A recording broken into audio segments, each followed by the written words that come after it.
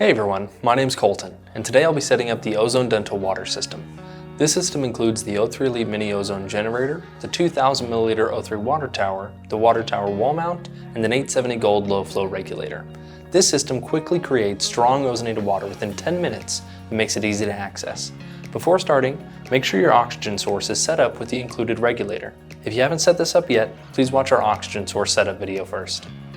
To begin, mount the wall mount to studs and make sure you have enough room below the system to fill the containers you plan to use. The bottom of the water tower, where the water exits, will hang roughly 6.5 inches from this curved part of the mount itself. Next, take the stem for the 2000 ml O3 water tower and insert it into the glassware. We can also place the destruct system into this port on the water tower. Now, place the water tower system onto the wall mount. The O3 Elite Mini Ozone Generator can be wall mounted or placed on a countertop. When mounting the O3 Elite Mini Generator, ensure the power cord can reach a nearby outlet. Also, ensure that the included hose with check valve can reach the top of the water tower. With the water tower mounted, we can proceed with the connections. First, plug the power cord for the O3 Elite Mini into the unit and connect it to a nearby outlet. Next, take the included section of oxygen tubing and take the end without a fitting and attach this to the barb on the oxygen tank regulator. Now, take the other end of the tubing with the fitting and screw it into the oxygen in port of the ozone generator.